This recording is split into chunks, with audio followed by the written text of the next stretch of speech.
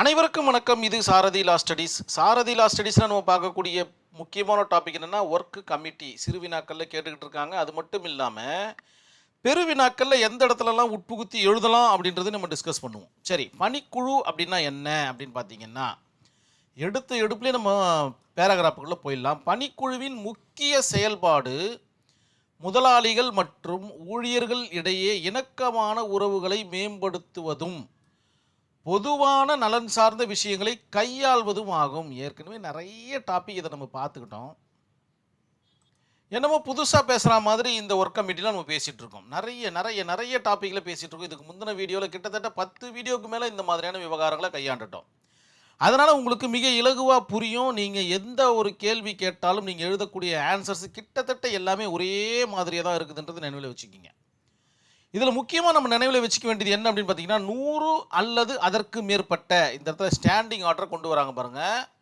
Standing ஆர்டரில் சொல்லப்பட்டிருக்க மிக முக்கியமான விஷயம்தான் இந்த 100 அல்லது அதற்கு மேற்பட்ட ஊழியர்களை கொண்ட தொழிற்துறை நிறுவனங்களுக்கு பணிக்குழு கட்டாயமாக்கப்பட்டுள்ளது. இட்ஸ் எ மேண்டட்டரி ஒன் அப்படின்ற மாதிரி உங்களுடைய ஆன்சர் ஷீட்டில் மிக நேர்த்தியாக எழுதுங்க.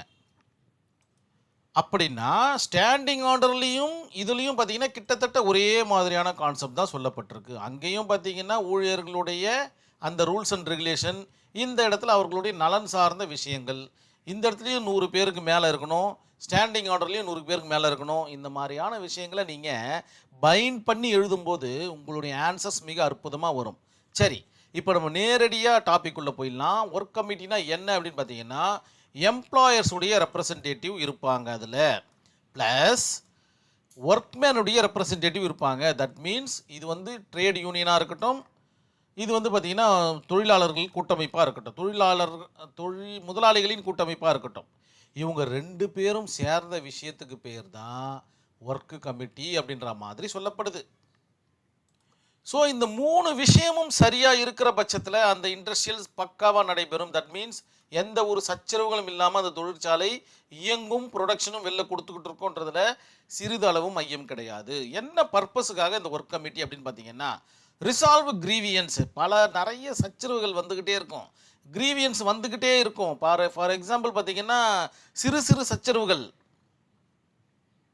இந்த மிஷினில் அதிகமாக ஹீட் ப்ரொடியூஸ் ஆகுது, அந்த தொழிலாளர்களால் அந்த மிஷினை இயக்க முடியல, இந்த ஒரு தகராறுகள் வந்துடுச்சுனாலும் சரி, அந்த மிஷினே பார்த்திங்கன்னா ஒரு மாதிரி அபாயகரமான மிஷினாக இருக்குது அப்படின்ற ஒரு பிரச்சனை வந்தாலும் சரி, இந்த மாதிரி எந்த சிறு சிறு தகராறுகளாக இருந்தாலும் சரி, அதை ரிசால்வ் பண்ணுறதுக்கு தான் இந்த ஒர்க் கமிட்டி இருக்குதுன்றத நினைவில் வச்சுக்கிங்க. ஃபஸ்ட் ஒன்று, இது சரியாயிடுச்சுன்னா ஆட்டோமேட்டிக்காக அவர்களுக்குள்ளே என்ன வந்துடும், குட் ரிலேஷன்ஷிப் வந்துடும், அந்த பர்பஸ் கம்ப்ளீட் ஆகுது.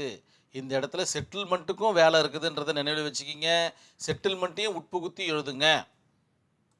தொழிற் தகராறுகள், wages act, minimum wages act, இந்த மாதிரி எந்த கொஸ்டின் கேட்டாலும் நீங்கள் ஒர்க் கமிட்டியை உட்புகுத்தி எழுதணுன்றதை நினைவில் வச்சுக்கிங்க.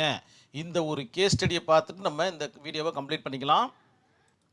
இந்துஸ்தான் டின் ஒர்க்ஸ் வெர்சஸ் எம்ப்ளாயீஸ் இன் 1979 நடந்த வழக்கு என்ன சொல்ல வருதுன்னா, இந்த வழக்கில் பார்த்தீங்கன்னா எம்ப்ளாயீஸ் பார்த்தீங்கன்னா போனஸ் வேண்டி எம்ப்ளாயர்ஸை கேட்டுட்ருக்காங்க.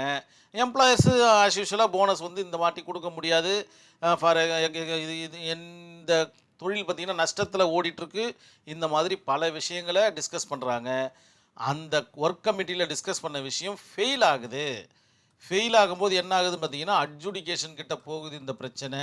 அட்ஜுடிகேஷன் என்ன சொல்ல வருது அப்படின்னு பார்த்தீங்கன்னா, போனஸ் கேட்பது தொழிலாளர்களுடைய உரிமை, அதனை நீங்கள் மீறக்கூடாது, அவர்கள் கேட்கும் போனஸ் தொகையை கண்டிப்பாக கொடுக்கணும் அப்படின்ற மாதிரியான ஒரு தீர்ப்புரையை கொடுத்துட்றாங்க இந்த இந்துஸ்தான் டின் ஒர்க்ஸ் வெர்சஸ் எம்ப்ளாயீஸ் அப்படின்ற ஒரு கேஸ் ஸ்டடியில். ஸோ ஏதோ ஒரு இடத்துல செட்டில்மெண்ட் ஆகுது, ஓகேங்களா. ஒன்று ஒர்க் கமிட்டியில் செட்டில்மெண்ட் ஆகிருக்கணும் இந்த விஷயம், அப்படி இல்லைன்னா அட்ஜுடிகேஷனில் செட்டில்மெண்ட் ஆகிருக்கு.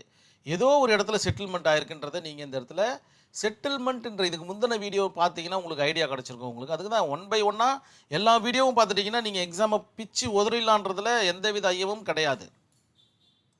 தெளிவாக நோட்ஸ் எடுங்க. முதல்ல உங்களுக்கு உண்டான சப்ஜெக்ட் தான் இப்போ நம்ம பார்த்துட்ருக்கோம். தெளிவாக நோட்ஸ் எடுங்க.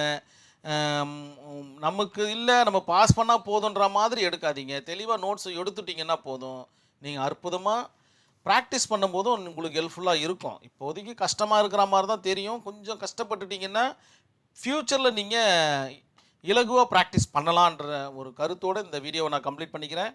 நன்றி, வணக்கம்.